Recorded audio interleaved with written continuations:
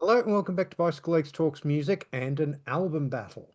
And can you please welcome back to the channel the man I like to consider the king of the YouTube album battle, Mr. Tom Curless from Curlessmania. Tom, thank you so much for joining me today. Bicycle legs, thank you for having me back. I appreciate it. It's always a great fun to be on your channel. Love it. So recently, Tom and I over on Curlessmania did a Joe Jackson album battle where we looked at his first two albums, Look Sharp and I'm the Man. I will leave a link to that in the description if you haven't already watched that show because it was a lot of fun to do. So we really enjoyed doing it. And I wanted to look at two other albums. So I asked Tom to come on my channel and we're going to do this particular album battle between arguably, I think, his two most successful albums, certainly in the United States. And that is Night and Day and Body and Soul.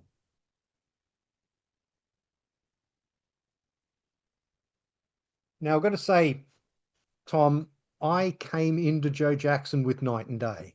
So, I mean, that was where I first really got exposed to the wonderful talent that is Joe Jackson. So, I would have been about 11 when that album came out. So, Mhm. and I was just getting in, it was beginning of the 80s was when I started really paying attention and getting into music. And I started collecting just the year before in 1981. So, that was my introduction to Joe Jackson. I know we probably talked about this on your show, but just maybe a little reminder for my viewers about how you first got into Joe Jackson. Yes, I was aware of Joe Jackson. I was aware of the song "Look Sharp" because it was on a compilation tape, like a C90 tape of a compilation that my sister's at the time my sister's boyfriend had, and he let me borrow it, and I used to just devour any music I could get my hands on, right? And I Mm. remember the song "Look Sharp" was on there, and I was like, oh my God, my ears perked up. I was like, who is this? I love this song. Oh my God. Because I didn't know who it was. I just saw the look sharp. I didn't see who it was by. So I had to dig. I did hear that song, but I didn't. But to your point, I don't think I really got into him as and started buying records by him until Night and Day because um, Stepping Out was such a huge song. And that was like that in I remember that was just everywhere. The video was on MTV and it was on the radio and my actually my older again I have older siblings. My older sister bought this record and I used to grab it and listen to it like crazy. So Mm. that was kind of the to your point, that was kind of the real fandom started with Night and Day. Yeah. No, Yeah. I mean, I think it did for a lot of people, didn't it? It's his biggest album, Hmm. around the world, I think it's his biggest album. It was big in, all the territories, really. Just a little overview of Night and Day. It was released on the 25th of June, 1982. So, as I say, it was just after my 11th birthday. Reached number five in Australia, reached number three in the UK, reached number four in the US. Went platinum in Australia, gold in the UK, gold in the US. So it was a pretty big album. Oh Certainly, yeah, if you absolutely. can if you compare it to the rest of Joe Jackson's catalog, it's probably the biggest selling album of his career. And we'll go through some of the single placements as far as chart positions go as we go through the album. But the other thing is the thing that these two albums have in common, apart from the fact that they're probably his two most successful albums in the United States, is that they both have nine songs, five on side one, four on side two. So it's interesting that they both have that sort of balance to them. That's interesting. I didn't notice that. That's very interesting. Yep. So Yep. so let's get into looking at Night and Day, and then we'll go through Body and Soul when we get to that, and then the big decision at the end is which one do we prefer. So just like over on the show that we did on Curlessmania where we looked at Look Sharp and I'm the Man, I'm not sure I've actually made up my mind yet, Tom, as to which one I'm going to go with. So it's going to be as we discuss these albums, I'm going to make a final decision, I think. So Okay. All right. I might be doing the same. yeah, It's tough. These both of these battles, I knew they were going to be tough, both of them. I knew it from the word go. yeah. Yep. So Night and Day starts off with, I think, a banger of an opening track, which is Another World. Oh my God. I love Another World. I think and it's interesting that when it comes in with that sort of that percussion and those huge piano chords and you get sucked in immediately and I just think that it's interesting because it's called Another World and you kind of feel like Joe's moving into another world musically. Is Yeah. that is that fair to say? Oh, absolutely. Yeah. Yeah. What's your take on Another World? I mean, it is, I mean, this is a different album for Joe Jackson because, I'm kind of not including Joe Jackson's Jumping Jive here because that was a sort of a one-off, let's go and do a album of sort of R&B covers from the 40s, jump blues and all that sort of thing. Hmm. That was never going to be the future direction of his career. That was obviously just something he did, because he wanted to get it out of his system or whatever. Right. This album I think of as, the follow-up in a lot of ways to Beat Crazy. And Mhm. it's quite different from Beat Crazy because, I mean, apart from anything else, what you get on Another World, and we find out as we go through the rest of the album, there's no guitar on this album, none. Right. Right. It's all keyboards and percussion and bass and tuned percussion, a lot of vibraphone and that sort of thing, and then little bits of saxophone and violin and that sort of thing. But very little. No, well, there's no guitar at all, no guitar player. Your basic band here is Joe Jackson on various keyboards and vibraphones and saxophone. You've got Sue Hajopoulos on all this sort of wonderful Latin percussion. You got Larry Tolfree on drums and percussion as well. And of course you've got Graham Maybe, who's, on, probably three-quarters of all of Joe Jackson's albums playing bass. So, and he's the only carryover from the original Joe Jackson band. Right. So, so we're getting Hmm. a very different sound from those three Joe Jackson band albums. You know, Hmm. we've gone away from the sort of new wave or the post-punk or the reggae, all that stuff that was on those first three Joe Jackson band albums. And we're into, this very salsery kind of feel, this wonderful melange of percussion and, as you say, these wonderful crashing piano chords from Joe Jackson. And then the actual song itself, the lyrically is fairly simple. There's not a lot to it. There's only a couple of verses, and the chorus is just I stepped into another world, So lyrically, it makes its point pretty briefly, It doesn't use a lot of words. It's not like, it's not a song like Sunday Papers, for example, which is a very wordy song. Right. Um, this is short, sharp, and to the point as far as the lyrics go. Musically, it's just a wonderful sort of adventure. So, and the other thing is, on side one, as we'll go through these tracks, all of these tracks segue into each other. So, like each track as it's fading out, the next song fades in. So, and you get that Yes. as Another World fades out and Chinatown starts up.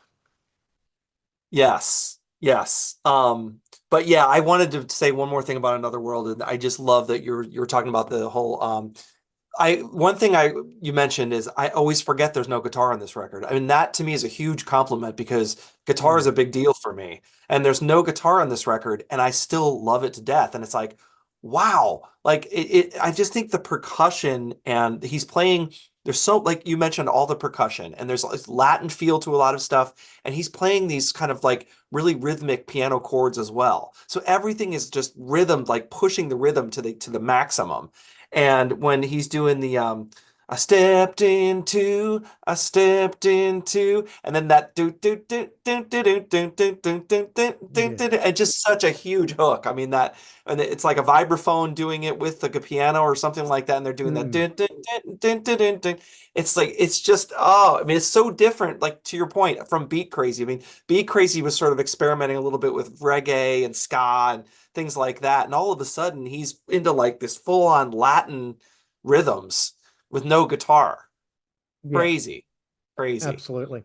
I think the other But thing that is worth pointing out too with this album is this is his first album that he made after he'd moved to New York. You know, he'd yes, moved to New York yes. City um, after, he left England, he moved to New York City, and he lived there for the next sort of 20 odd years.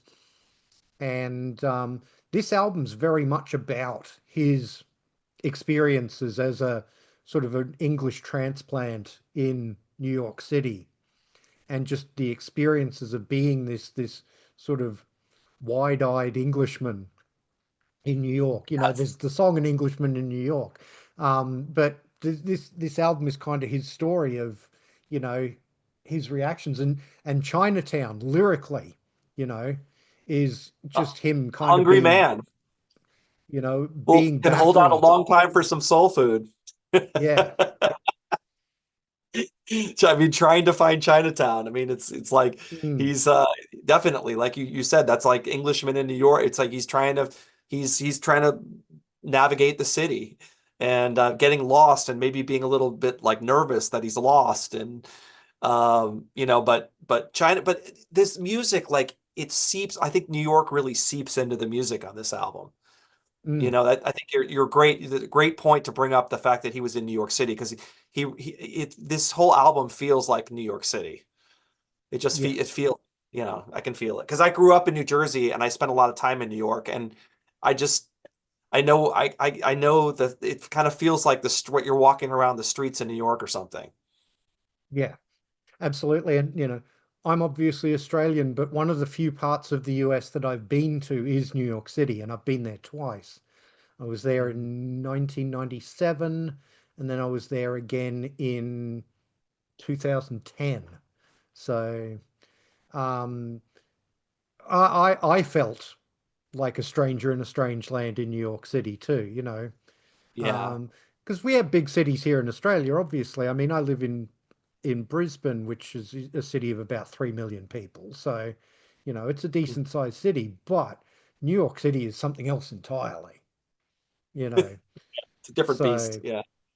um, but yeah, musically, it doesn't, it's kind of got this synthesizer that gives you this Chinatown feel, even though you've got this salsa, percussion and all this sort of thing. You've got the dink, dink, dink, dink, dink, dink, dink, dink, you know. Yes. Yeah. Um, but then you've got the synthesizer playing the dee dee dee dee dee dee dee dee dee dee. That kind of gives it that oriental feel as well, Yes, it as does. as It he's does. trying to find Chinatown. Yes. So Yes. Yeah. absolutely love it. Yeah. And then Great song. Great. Love Chinatown. yeah. And it was a Love it. B-side to one of the singles. I can't remember whether it was Stepping Out or Real Men, but it was definitely a B-side to one of those I think it was Stepping singles. Out because I owned the single and it had Chinatown. Yeah. Yeah, it was definitely Stepping Out. Yep. So and then again it segues into TV Age, which is, a little bit of lyrically anyway, is kind of a bit of a callback to those first three Joe Jackson albums, I think, in as much as we've got a bit of social commentary going on here. Yes, good point. Lyrically, it feels like the first two records or first three, but musically, obviously, it doesn't. Um, but it's interesting how he's talking about how TV is taking over, and soon it's going to be able to turn you off or whatever. And it's just interesting that in the internet age, like it's you could just change the name to Internet Age instead of TV Age Mm. because it's we're all addicted to the internet now. But I really I enjoy this. I mean, I love how he's kind of also harking back this vocal style on this where he's doing remote controls in a sweaty little hands. He's kind of doing that Yes. kind of just crazy vocal thing, which I love, you know. Yeah, I think, that particular part, I feel like he's trying to be, one of those American TV announcers. Right, right. Yes, So, yes, um, and I tell you what, one of the things as being an Australian and listening to this song, one of the parts I didn't get was, although I always love the line, is he talks about, and I believe the aliens have to take a physical form on this planet. So why not one with 13 channels? And it's like that baffled us a little bit as Australians because back in 1982 we had 4 channels. We right, didn't have right. 13. Yes. It's like, what's this 13 channels you speak of? Um, Yes, exactly. Yeah, I mean, it's just funny how dated the lyrics are. I mean, the lyrics are very 1982. yeah. Um, yeah. So, But this song, even musically, I feel like it's a little bit of an outlier in the to the rest of the album. It's still got the Sue Hajopoulos doing all her wonderful percussion and all that sort of thing. right. But this is the one song on the album that I feel could be a little new wavy, Yes. whereas you Yes. know, Yeah. so I never um, thought of that, but you're right. It's almost like with a different treatment, it could have been on Beat Crazy or something. Yeah. mm, Yeah. so Yeah. it's a fine song though. And then we get another song very much about being sort of we're back into sort of Englishman in New York territory with Target. Right. Right. And this is just musically, it's like very like hardcore Latin salsa. It's just got this incessant groove, this ding ding ding ding ding ding ding ding ding ding ding ding ding ding, and it's just, Mm. but I just think it's such an earworm when he's doing the up, town, down, town. No one's fussy. I'm a target. I mean, I love the groove on this song. It's just like incessant. And it's on, I just unrelenting, and I think it's just great. And the piano playing too. I mean that ding ding ding ding ding ding. He's just doing it so perfectly, and it's so aggressive, and I just love it. I just think it's a cool track. It's like you said, it's very different from TV Age. It's completely different. Such a Yeah, left turn. absolutely. And someone is feel free to correct me in the comments. Any hardcore Joe Jackson fans that I've got watching today, I feel like this might be the first song on any Joe Jackson album where he sings in falsetto. Oh wow, Where he yes. goes Point. the I'm nobody special, but in any part of Yes. town. You know, Yes. so Yeah. Yeah. and yeah, but yeah, no, it's a brilliant song. It's got this real energy to it, you know, whereas it doesn't really have, it's got all that Latin percussion, but it doesn't really have a drum part No, as it such, doesn't. It doesn't. you know. Yeah. So, but it drives along and it's got this absolutely wonderful organ solo from Joe in the middle of it. Yes. I You know, forgot about that. Yes. he plays absolutely tasty organ solo. Um, and there's just some great chords in this song, like that when it goes that Yeah. um, Yes. you know, this is not the sort of music that you were hearing anywhere else in 1982. And No. No. which makes it even more surprising, I think, that this album was such a huge hit because Mm, it really didn't sound like what anybody else in the pop charts was making. I mean, maybe hmm that's what made it stand out and what made people buy it. I don't know. But it Right. definitely, if you think of what was going on in music in 1982, this didn't sound like any of it. No, no, nothing like it. And he was really, and to your point, it's just pulsing with energy. It's just this energetic track. I mean, even and it's in Mm, I would, great point about the no drums. There's no drums on this track, but it's still so energetic and rhythmic. And I love it to death. I just think it's such a huge left turn, and he just nails it. yeah, absolutely. And then we get, of course, to close out side one, the big hit, Steppin' Out. Funnily enough, some stats for you here, and we'll get into this when we look at the other singles too. Steppin' Out, number six in the UK, number six in the US, his biggest hit ever in the United States. Here in Australia, number 30. Wow. Okay. All right. Huh. So he did have a big hit off this album, but it wasn't Steppin' Out, and we'll get to that when we get through side two. Okay. But um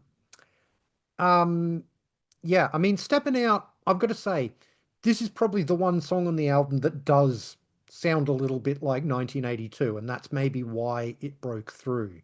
Because it does hmm have a bit of that sort of synth poppy thing going to it, you know. hmm Um I wouldn't be surprised, I don't know. This might just be Joe Jackson on his own on this track because there isn't really any.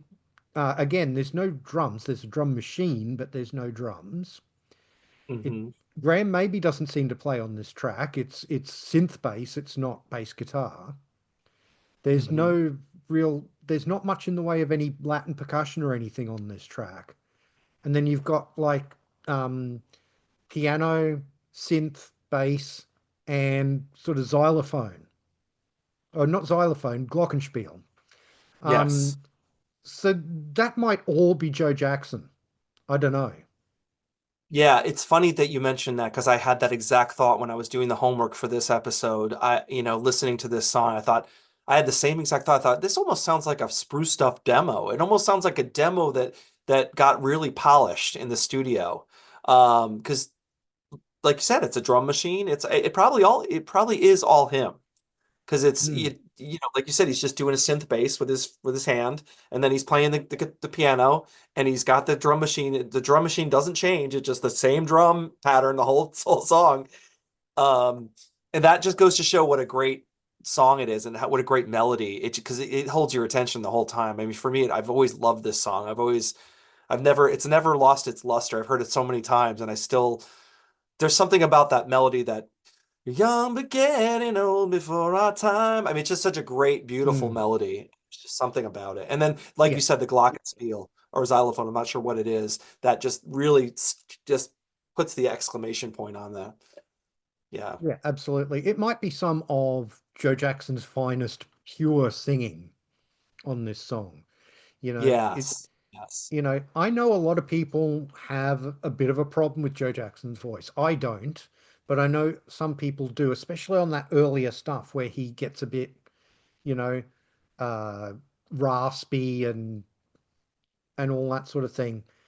hmm I think he sings beautifully on this song, you know. Absolutely. So, Yeah.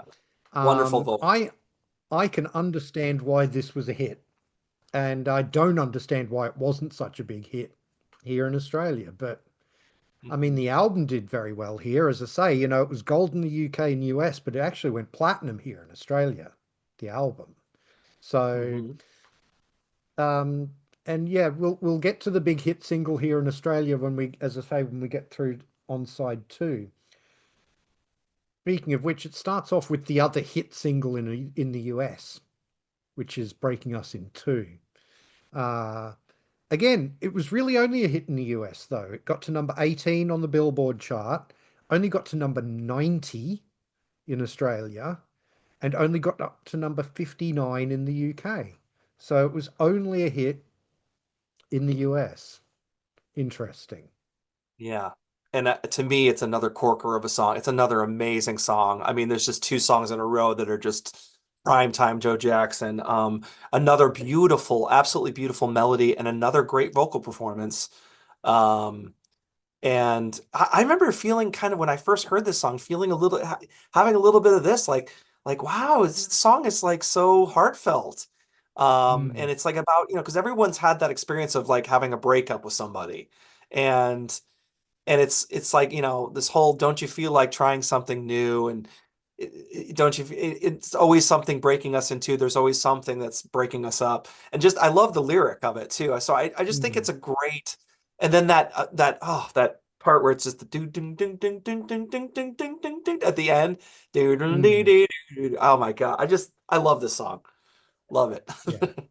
It is. It's absolutely gorgeous, and again, one of those beautiful melodies. He sings this song so beautifully as well. And yeah, it's lyrically, it's from the heart. It feels like this is something that Joe's been through, with Yeah. someone where they feel like they were going in two separate directions and that sort of thing. So it's a tender song, and I love that Yeah. about it too.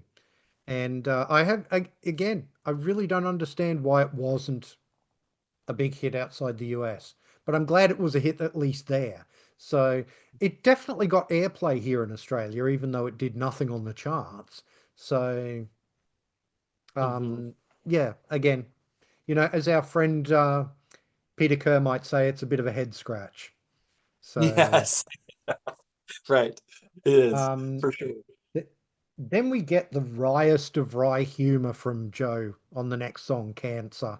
And I tell you what, musically, this is one of my absolute favorite songs on the album.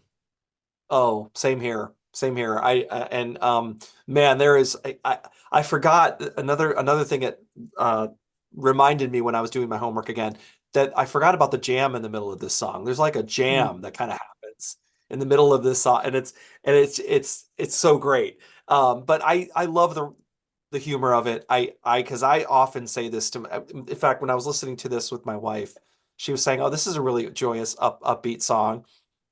And I said, well, it's supposed to be humorous. It's supposed to be funny. Because I always feel that way. Like someone will say, oh, you shouldn't eat that or you shouldn't do that. I always say, well, something's going to kill you eventually, right? So we're all going to mm, die. No one's going to live forever. So I kind of do that. So I always kind of think of this song when I say things like that, where it's like, doesn't matter what you do, everything's going to give you cancer. There's no cure, yeah. there's no answer. Everything gives you cancer. Well, I think that's that's a it. great thing. Yeah. I giggled when you said your wife said that this was a really upbeat song because lyrically it's humorous, but it's dark as hell. Dark. Yeah. It's Yeah. it's a very black humor in this Right. song. Everything gives you cancer. There's no cure. There's no answer. Right. Um, you know, and all the things you should and shouldn't do. Don't work by night. Don't sleep by day. You know, Right. Yes. Yes. In no other words, caffeine. trying to prevent something that's going to happen anyway. Mm, Yeah. yeah. Right. No caffeine, no protein, no booze or nicotine, you know. And then just as they go into that, piano solo or the jammy part that you were talking about, he calls out, hey, and don't play the piano. That's right. Yes. Um, Yes. and Yes. and it Which I goes think into is this fantastic. yeah, Fantastic. and he goes into this extended piano solo, you know, Mhm. um, which is absolutely wonderful. I think we discussed when we were talking about Look Sharp and I'm the Man that we only kind of got glimpses of Joe Jackson, the pianist, Yes. whereas on this album, he is all over it.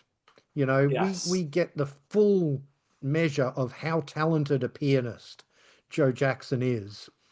And man, And is he great.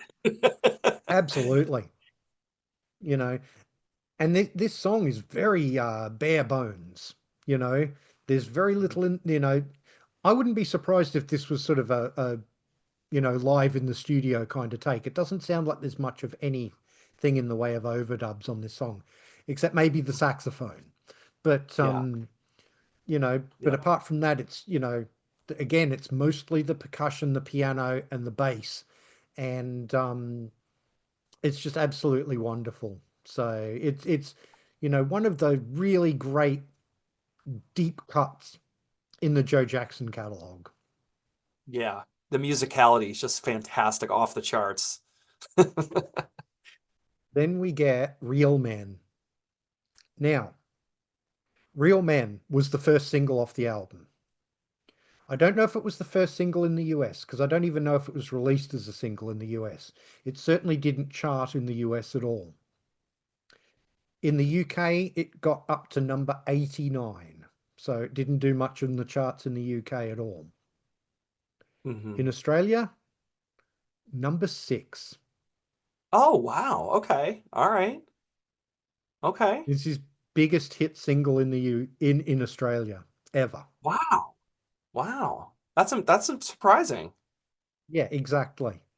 It was a Yeah. huge hit here, and it was the song that brought me in. You know, I remember seeing the film clip for this song.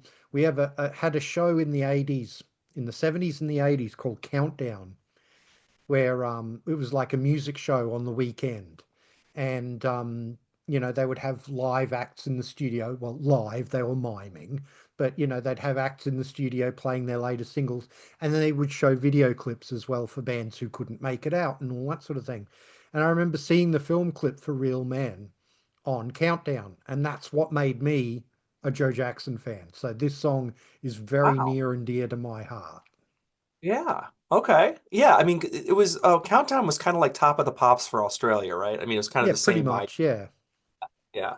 Because I've seen YouTube clips of Countdown where he's like inter people are that there's one guy that's like seems like the host guy that's Yeah, it's interview. Oh, yeah, guy called Molly Meldrum. Yeah. yes, yes, that's it. Yep, and he has this great interview with Iggy Pop where it's just kind of out of control. But anyway, Yes. but anyway, um, but yes, Real Men. Back to Joe Jackson. I mean, this song. I remember, lyrically, of course, it was always like, is he struggling with his sexuality? What's going on here? Like, what's happening? I remember I was lyrically wondering what this song was about, but I got sucked in by this sort of Phil Spector-ish, that sort of, and he's doing the whoa, that gets me every time when I hear that. I just love that part when he does the big chorus Hmm, on this song gets hooks me for absolutely. sure. Yeah. I mean, that this is one of the things that I think makes it even more surprising that this song was such a big hit here in Australia, because Australia has this real culture of, manly men doing manly things, sort of, as Robin Williams once said. Yes. Um, Yes. it's very, very blokey culture here in Australia, and it was even more so in 1982. So to Right. have this Even song, worse. Yeah.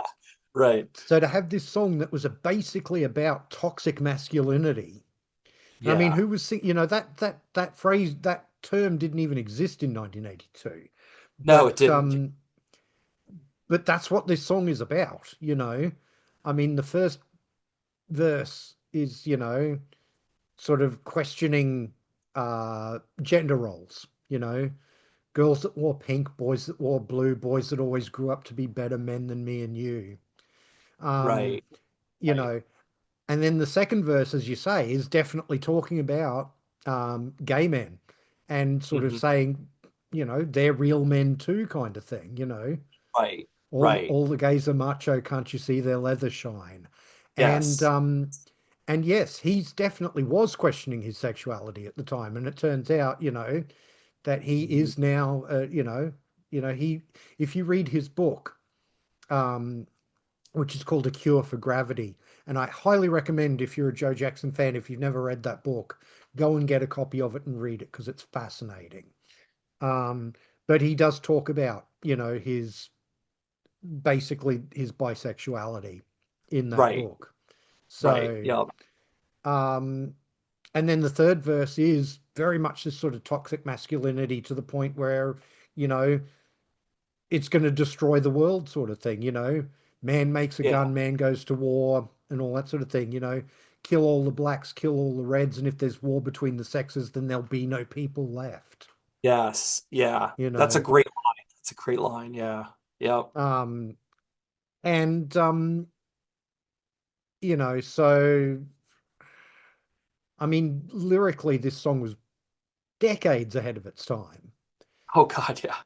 And Yeah. then musically, as you say, it's got this real Phil Spector thing going to it. I mean, the verses are quite quiet. They're piano and there's like a little drum machine counting a little beat in the background during the verses, and there's Right. violin from a guy called Ed Roynersdal, who would become a big collaborator for Joe Jackson, sort of going through the rest of the 80s and into the 90s. And but then the choruses, yeah, it has that boom, boom, boom, tsh, Ah. and Yeah. the big piano chords, and the Joe Jackson just wailing. Yeah. It's absolutely beautiful. Um, it, as unlikely a hit single as you're ever going to get. But here in Australia, you know, top 10 single. So, Yeah. I mean, and it sort of has that anthemic thing in the chorus. It's got that. I can see mm, people just being like, yeah, like it's so cool, yeah. And, So, and completely missing the point of the song while they're doing it, you know, right, kind exactly. kind kind of like people did with Bruce Springsteen's Born in the USA, Right, right. you Or the know. police, what's the, I'll be watching you. What is it? Oh, Every every breath you okay. take, yeah. Yeah, yeah, yeah. Yeah. Played at your wedding. It's like it's about a stalker. Yeah, exactly. And then the album closes out with a slow song. And what a beautiful way to end an album. Oh yeah. Yeah.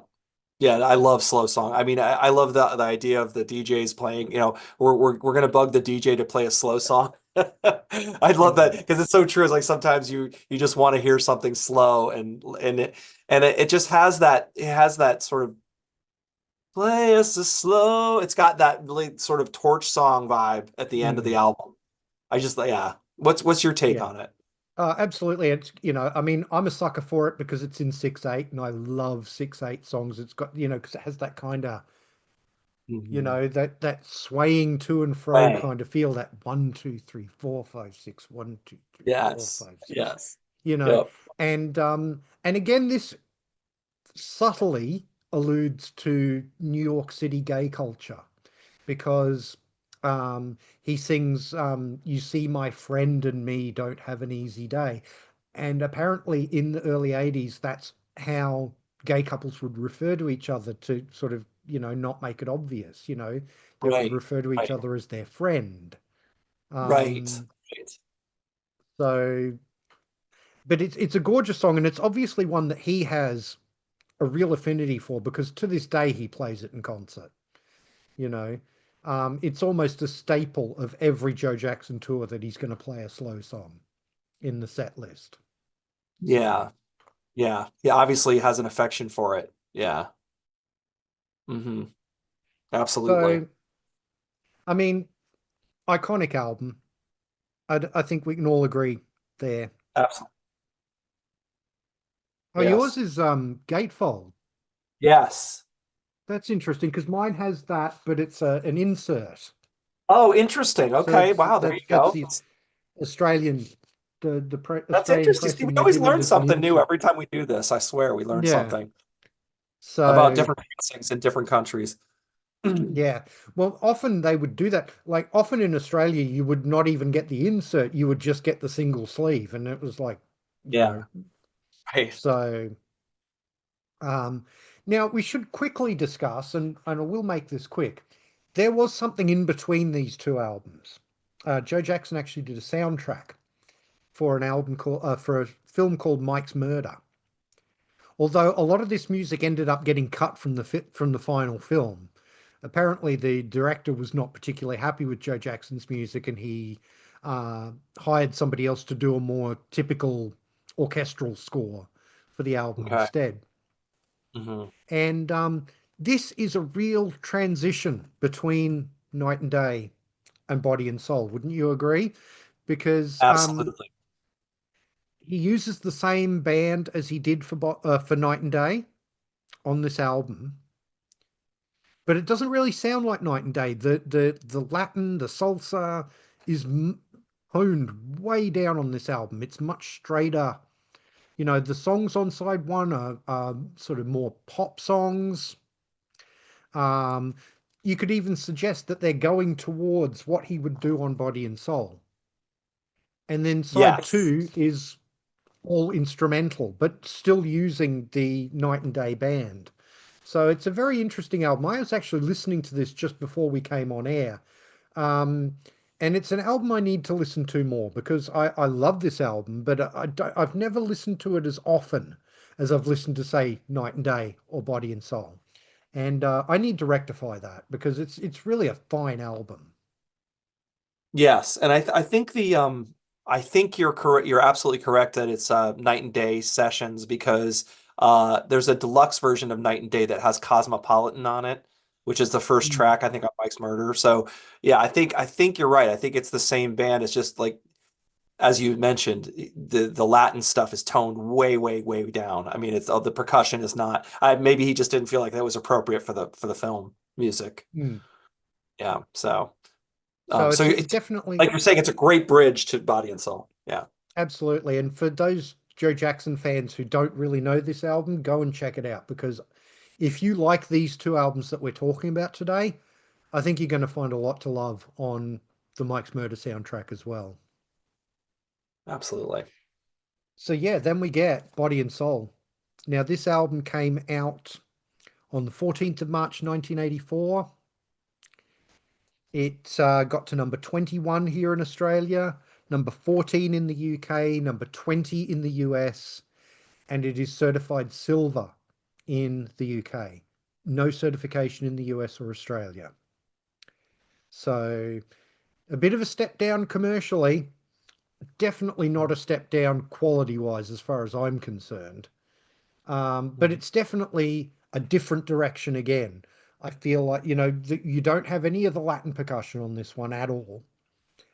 Mhm. And you've got a much bigger band. You've got guitar back in the band, but you've also got, sax, you've got trumpet, you've got violin, you've got female vocalists. And I would argue here, Tom, that he is definitely going for this kind of Great American Songbook kind of feel with these songs, Yes. sort of Gershwin and that sort of thing. And I mean, even the cover, this is a direct homage to a Sonny Rollins album. Yes. And Yep. I'll actually put up on screen briefly a picture of the Sonny Rollins album that this is a homage to, so you can check it out.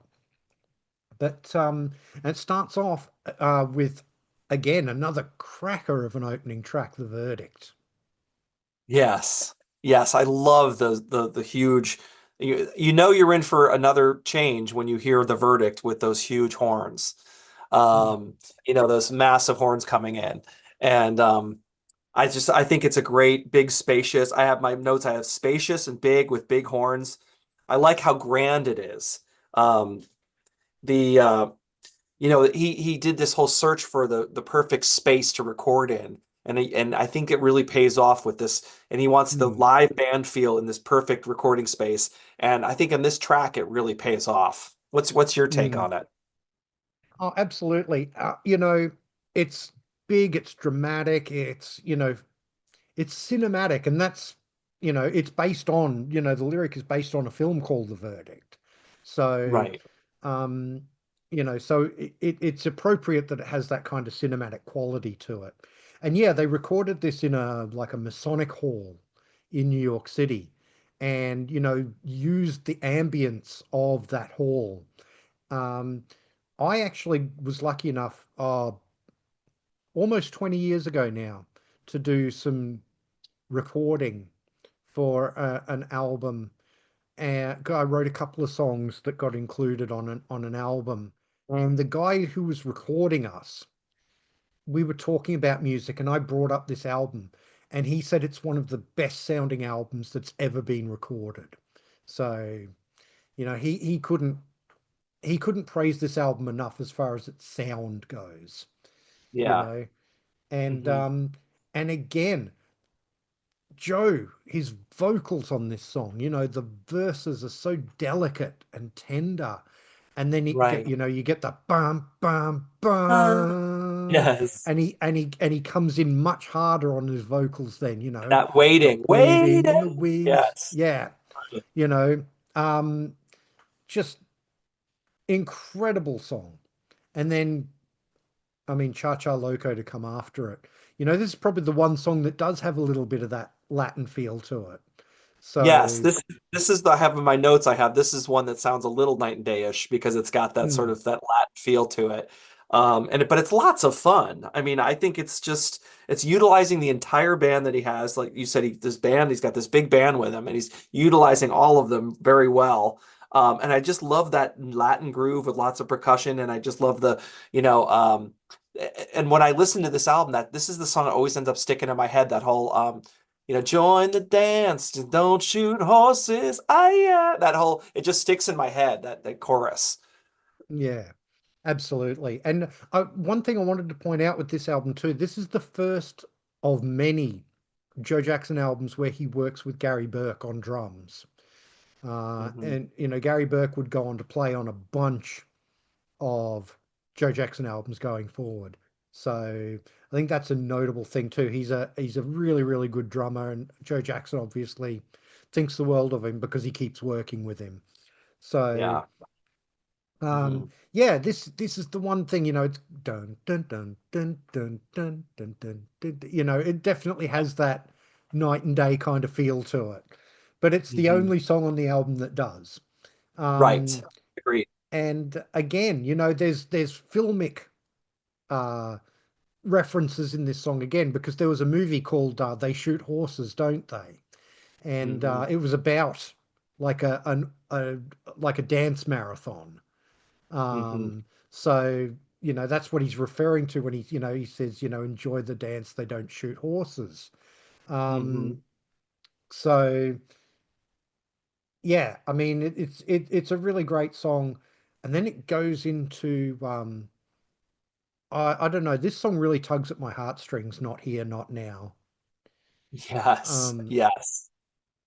Yes, I agree. It does the same for me. It's that sort of slow ballad with a great melody, and once again another great melody. Um, it just it's yeah and as it builds, it gets better as it goes. It's one of those kind of songs where you just mm, yeah, I love it. yeah, absolutely. And it's got a beautiful trumpet solo. Um, Yes. from Michael Morelli. I'm probably mispronouncing that, but he plays trumpet and flugelhorn on this album. And yeah, he plays this beautiful trumpet solo in the middle of this song. But yeah, I mean, again, a song that I feel like Joe is singing from personal experience here about being in a relationship that's going nowhere, where Yeah. you've got to try and, put on a brave face when you're out in public with your friends and um, you know, Yes. and that sort of thing. But you know that deep down in your heart that basically the relationship is doomed. And Yes, and again, it's sort of a universal feeling for a lot of people. I mean, I'm mm, sure there's many people have been through that, you know. yeah, that's the thing with this album too. The first three Joe Jackson albums, and even to a certain extent on Night and Day, when you've got a song like TV Age, you've got Joe doing his wry social commentary, or a song like Cancer, you know, Mhm. um, where he's doing his, getting social commentary, he's getting a bit humorous and all that sort of thing. There's none of that on this album. This album Yes, lyrically right. is a much more personal album, you know? Yes. Yes. Right. And that's one thing I'm gonna spoiler, that's one thing I do kind of miss on this. Mm, I miss the humor and the fun. And I mean there's some fun on this record, but it seems like it's a lot more serious album. Let's put it that way. yeah, You know? absolutely. Um, then we get, probably for a lot of people, the best known song on the album, which is You Can't Get What You Want Till You Know What You Want. This was again a big hit only in the US. Got to Yeah. number 15 in the US, but it only got to number 77 in the UK and only got to a paltry number 96 in Australia. Yeah. So, Yeah. which is funny Yeah. because of the songs on this album, this is the one that I remember hearing on the radio. So, Yes. Yep. And it's same here. I heard it on the radio as well. And I remember thinking, wow, this is kind of like for Joe Jackson, this is sort of like like White Soul or something. Like, what is he going mm, for here? What's happening? This sounds very different from what I the last album. It sounds very Style Council to me. It sounds yeah, like when I hear this song, I always hear Style Council. Like he's got that slap bass and the horns going and that sort of like it's very Paul Weller 1980s. yeah, absolutely. But Yeah. I love it. The probably the first time I heard this song, it starts off with that da da da da dun dun dun, and that was like, wow, yep, you know, hooked Yeah. me in. Oh yeah. Um, and I loved the Style Council in the early 80s too, and Oh, I also do too. Yeah. 1984, as far as horns go, 1984 was when I was getting into Chicago. And when I'm talking Chicago, I'm talking early Chicago. In Hmm. 1984, I bought Chicago Transit Authority and Chicago 5 at Okay. my primary school fete. I went back to my old primary school, and they Hmm. would have a fete every 2 years, and they had like a trash and treasure section. Oh, And I nice. bought those two albums for 50 cents each. That's And awesome. I became an instant Chicago fan. Um, Yeah. Listening to those two albums, and I fell in love with the Chicago horn section. And so, hearing horns on this album is like, yeah, I was really big into horns when I was 13 years old. So, Yeah, and man, they sound um, good on this song. Ooh, they sound yeah, great. absolutely. Yeah. Um, then the album side one closes out with, I don't know how you feel about this song, but to me, this is the one song that I'm not super, super keen on, and that is Go For It. It's sort of Um, pedestrian, a little bit pedestrian. I mean, it's got that Motown. It almost feels like he's going for a Motown feel. mm, Um, and my notes say the band sounds very tight and rehearsed. I like the energy, but it gets a little rote and repetitive by the end, is what I said. yeah. You know, Absolutely. And you know what? This is a me problem. I will admit that.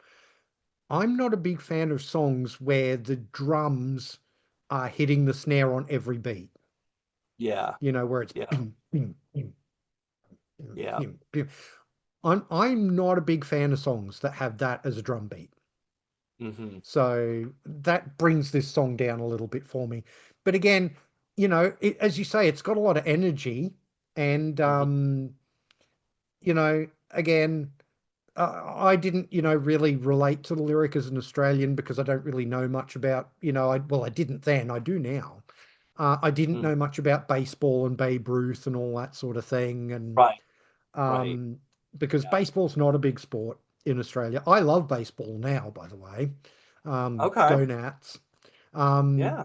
but yeah, it didn't really, this song didn't ever really connect with me. I still enjoy it when it's on, but I'm definitely looking forward to the next song, Yes. which starts Right. side two, which is Loisaida, um, Yes. which apparently is a Spanish term for the Lower East Side of New York City.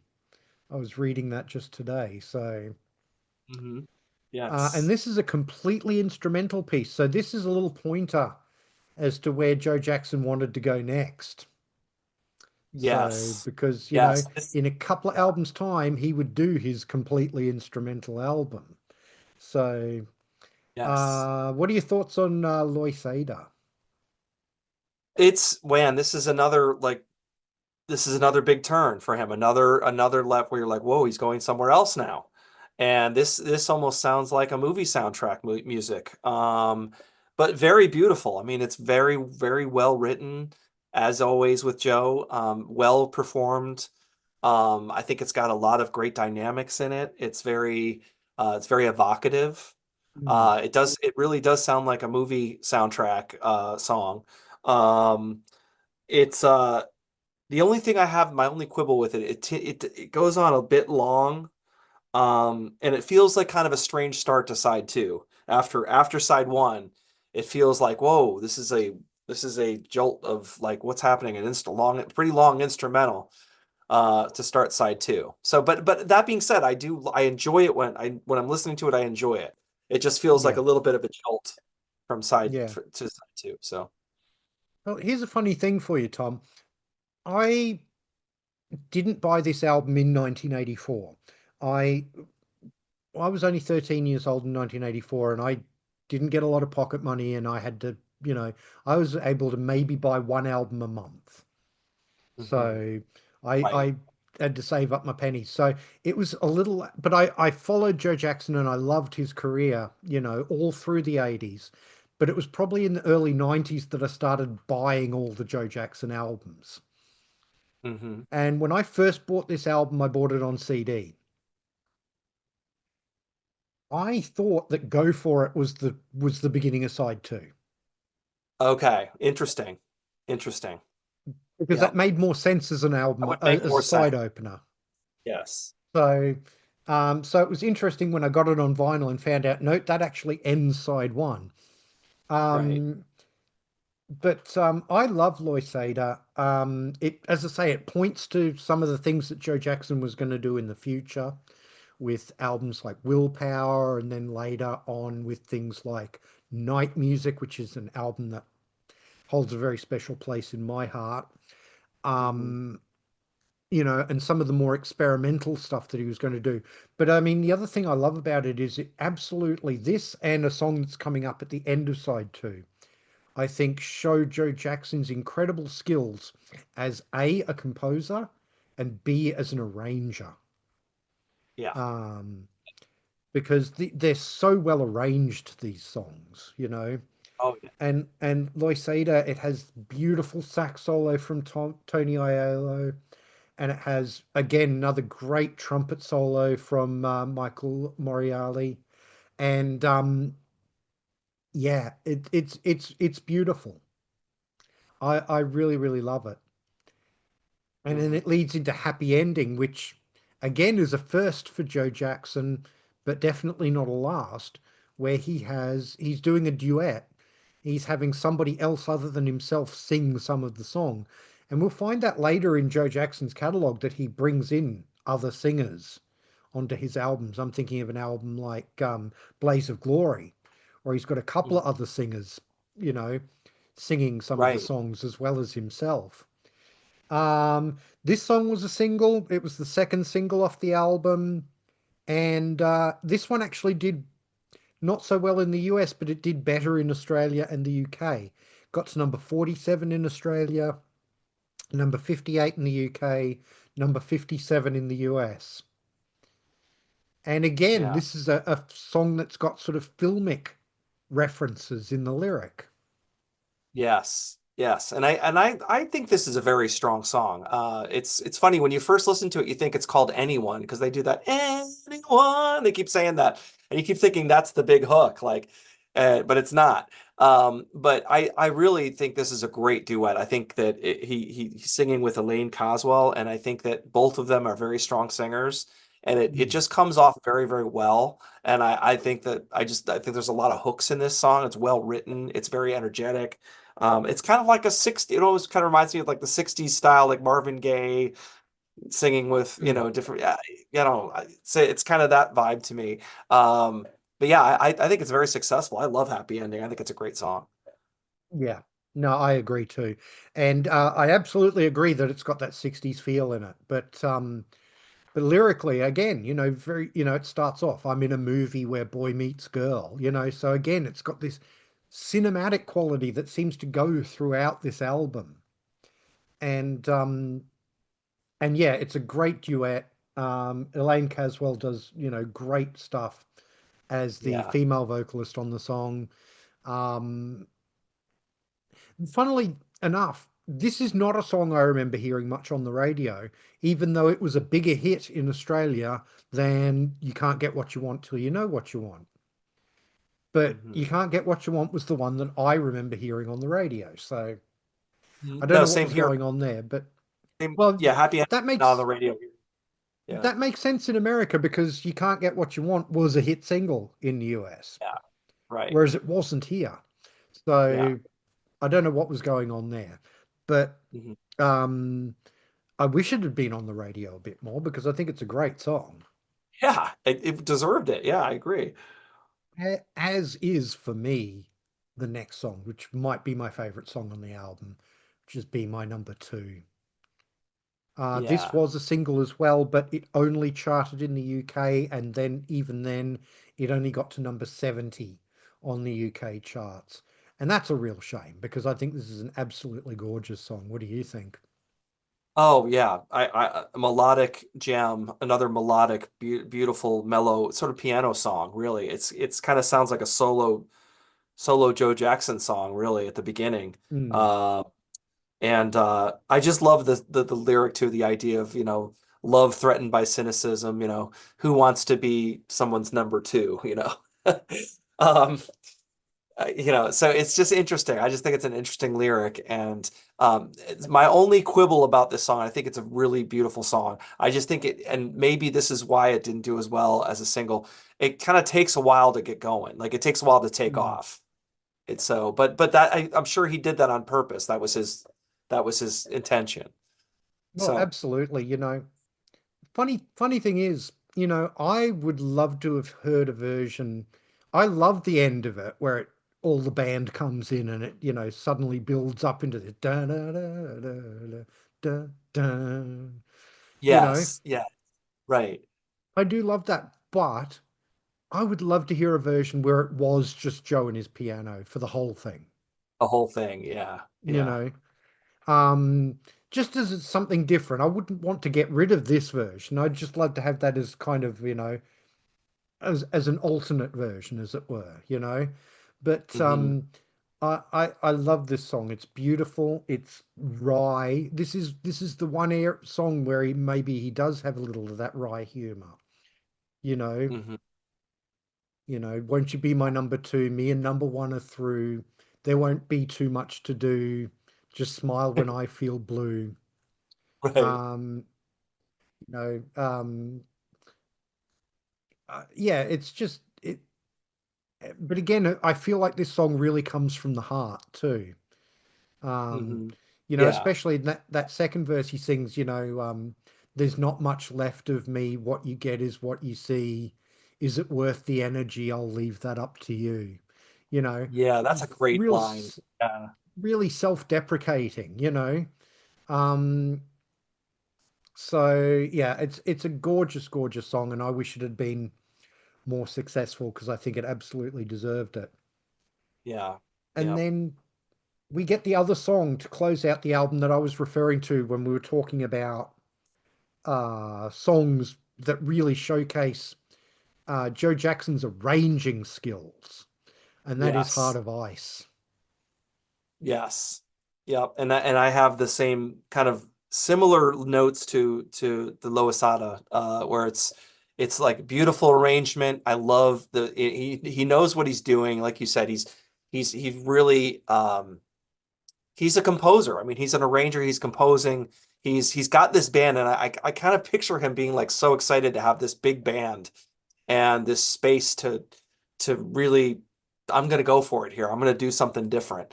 And I have the ability and the resources to do it. So I'm going to go for it. And so it kind of feels like part two of the first track on side two. Um, and yeah, I mean I think it's very admirable.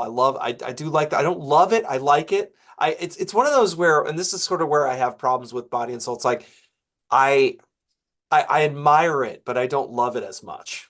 Let's put it Mm. that way. Whereas I think this, and I'm going to be controversial here, and this is not going to get necessarily give away which of these two albums I like better. Right. I probably like Heart of Ice better as an album closer than I like a slow song. Okay. Okay. Um, I All think right. just I love he's basically got it's almost sort of Ravel-esque. If you think of Ravel's Bolero, and I'm getting into really nerdy territory here, talking about classical music. Right. But Ravel's Bolero, he basically has this theme, that, sort of 32 bars or whatever.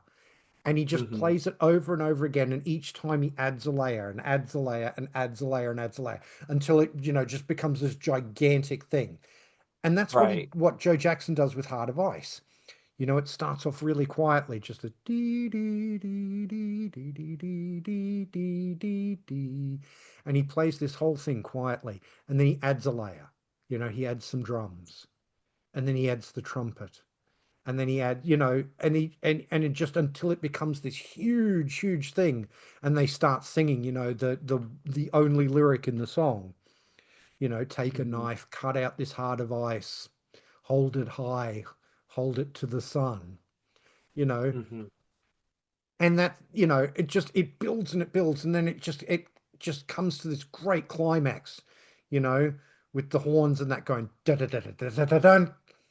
Oh yes. Right. Yep. Hmm. And it's just such a great way to close out an album to me. Hmm. So I love Heart of Ice. I think it's a triumph. Hmm. But now the question, Night and Day, Body and Soul. I have a feeling I know which way you're going to go, Tom, but Yes. do Yes. let us know. I think I sort of hinted at it already with my last comments that I made. But I Yeah, have to go. I have to go night and day.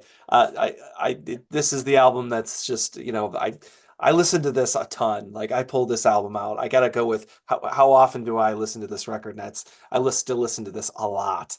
And mm, I just think I love the energy. I love the energy on this record. I think it's really, I love the immediacy of it, even though it doesn't, and just the fact that it doesn't, like we were talking about, it doesn't have guitar. And it's just weird that I like this album so much, but I do. I just think it's just got this great energy to it. And I love the songs and the melodies and the percussion and the piano playing is unbelievable and his singing is incredible. I mean, Body and Soul is also a great record. Don't get me wrong. This is not an easy decision, but I had to ultimately, if I search my soul, I have to go night and day. So, yeah. Well, I tell you what, as we've been discussing this, I've kind of solidified in my head how I'm going to go to, and I'm going to agree with you. I'm going to go with Night and Day. And the main reason I'm going to go with Night and Day is, as I mentioned at the top of the show, each of these albums has 9 songs on it. mm-hmm, On Body and Soul, I love 8 out of 9 songs on that album. mm-hmm, On this album, I love all 9. So that's what's going yeah, to edge it for me, is that I yeah, love every single song on this album. Is it my absolute favorite Joe Jackson album? I'm not sure about that, right, but I absolutely love it to death. It was my entry point into his catalog as well, so that probably gives it a little extra brownie point too. But yes. so there we are. We're in agreement, but what are your thoughts? Which of these albums do you prefer? Please do let us know in the comments because we would love to know what your thoughts are on Joe Jackson generally, and specifically, which of these 2 albums do you prefer? Tom, thank you so much for doing the show with me. It's been an absolute pleasure as always. Bicycle Legs, it's always a pleasure. Always so fun to be on your channel. Thanks for having me back. Thank you. And if you're not already subscribed to Curlessmania, please go and rectify that immediately. I will leave a link in the description as I always do. Please go over there. He does a lot of great content. I mean, probably most famous for his album battles, but he also does a bunch of other good stuff too. He recently did what was the ranking you did with Martin Popov? Was it Boomtown Rats. Oh, Boomtown Rats, yeah. So he does rankings as well, and he does like deep dives into individual albums. Lots of really, really great stuff. So please do check it out. Please do like, share, and subscribe. It really does help the channel out. If you're new to the channel, please go and have a look at some of my other videos. I have everything playlisted, so if you want to see some of my studio albums ranked shows, I have a playlist for those. If you want to see some of my friendly argument shows, and Tom's got one of those coming up on his channel as well, I have a playlist for those. And if you want to see my appearances on other people's channels, like Curlessmania, where I've been lucky enough to do a few shows, I also have a playlist for those. If you want to follow me on social media, I'm at bicyclelegs on Instagram, Twitter, and a bunch of other places. I also have a dedicated Bicycle Legs Facebook page and a Bicycle Legs Teespring. Links are all in the doobly doo. Please do give those all a follow and join in the conversation. I'd really love to have you there. Thank you very much for watching, and I'll see you in the next one.